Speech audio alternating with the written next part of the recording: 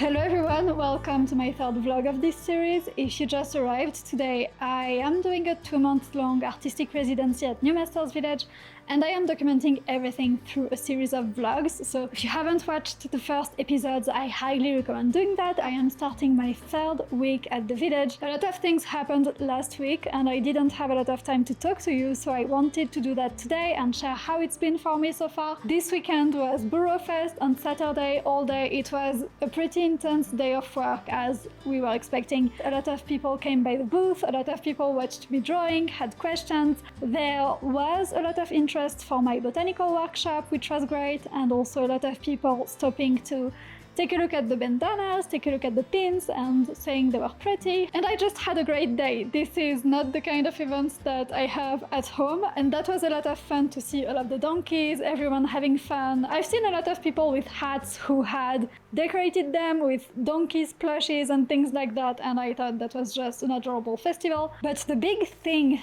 that happened last week is that I am going to be giving a botanical watercolor workshop here at the village in July.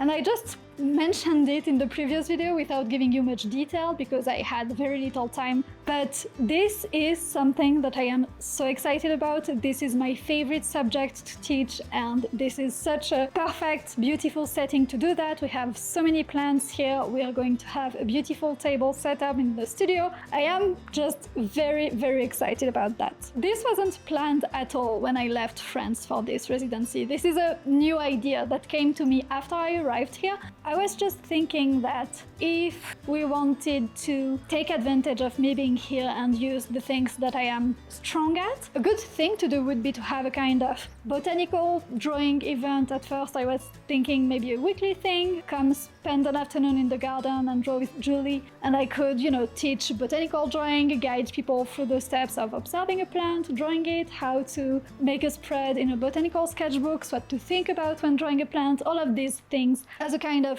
weekly nice time in the garden. But as we talked about it, this became something else, and we thought, let's do a 2-day botanical workshop. And since Burrowfest was just at the end of the week, we had to very quickly set a date and settle on all of the details so that we can make flyers to advertise for the workshop at the Burrowfest event. July 25 and 26 is when this is going to happen. And I will put a link in the description if you are interested in that, or if you are just curious about the details, to the webpage where you can sign up for that. And yeah, so we had to figure out everything basically at the end of last week to have it ready for Burrowfest, which is why I haven't been able to talk to you that much, because I thought a lot about this workshop, I put together the flyer, and we also had the Friday figure drawing and all of the things that are happening at the village at the same time. But I am, once again, I am repeating myself, but I am so excited about this workshop. This is by far my favorite thing to teach. If you don't know me, I've been teaching a sketchbooking class for an entire year last year, so we drew a lot of different subjects from architecture, people, animals, plants, landscapes, a lot of very different things. And we had 1 week where we worked from live plants, and I think that is the one that not only I preferred, but my students had the most fun with and were the most happy about at the end. And having also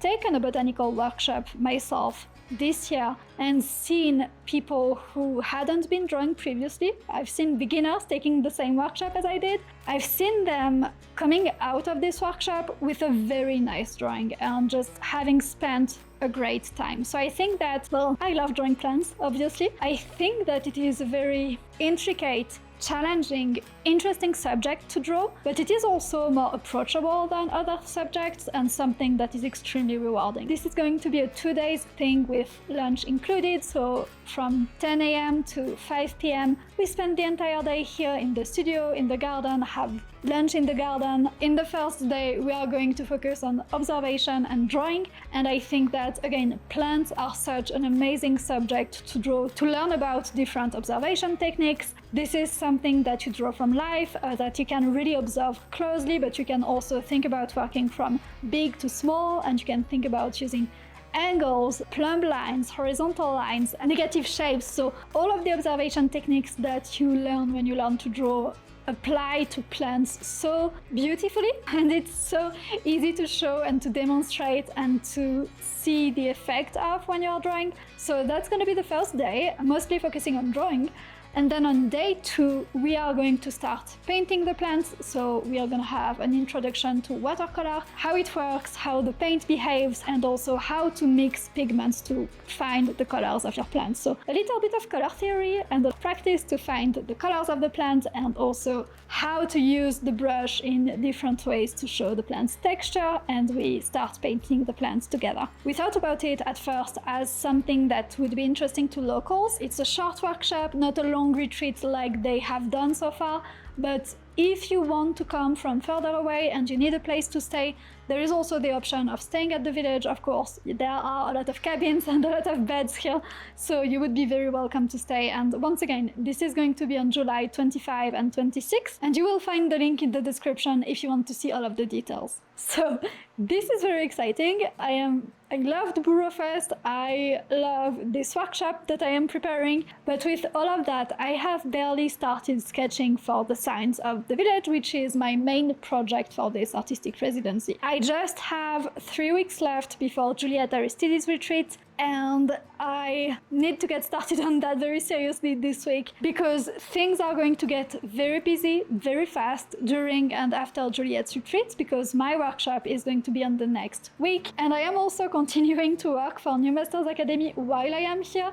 So I also have another workshop that I am giving online for NMA that will happen near the end of my residency. So now is really the time for me to focus on those signs, get some composition sketches, and for that I am going to be sketching digitally. I am going to mostly use Procreate, which also allows me to stay in the lake house and enjoy being a little bit cooler than in the studio.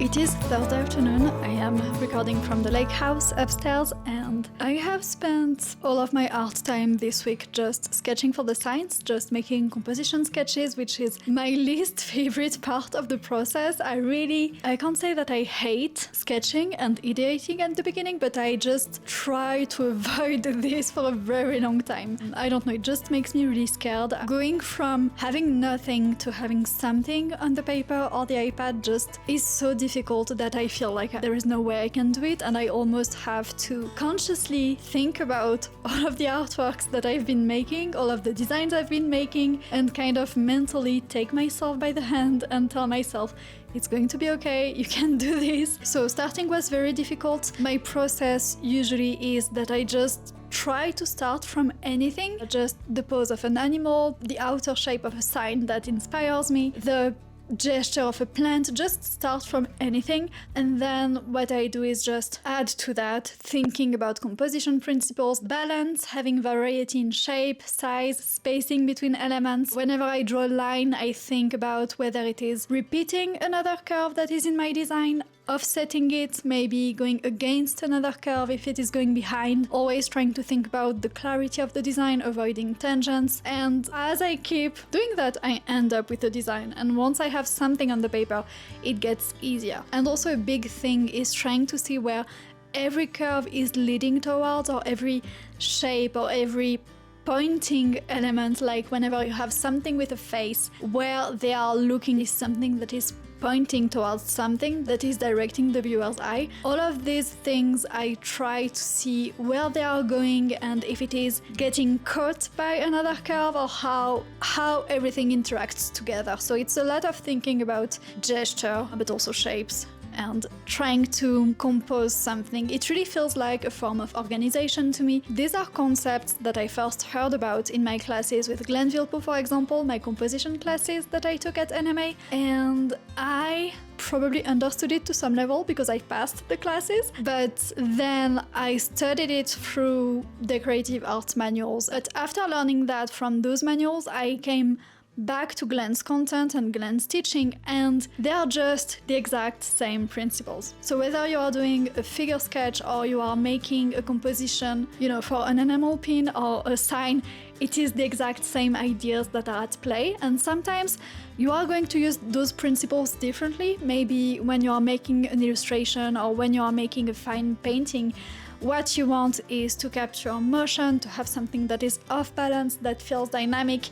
And when you are making a pattern, for example, something that is going to be repeated on a wall, you might have the exact opposite goal, that is to create a sense of repose, a sense of calm, a sense of balance, but you are still using the exact same tools, which I find very fascinating. So right now I have a composition sketch for all of the main buildings in the village, so that's lake house, bungalow, tree house, garden cottage, and the art studio.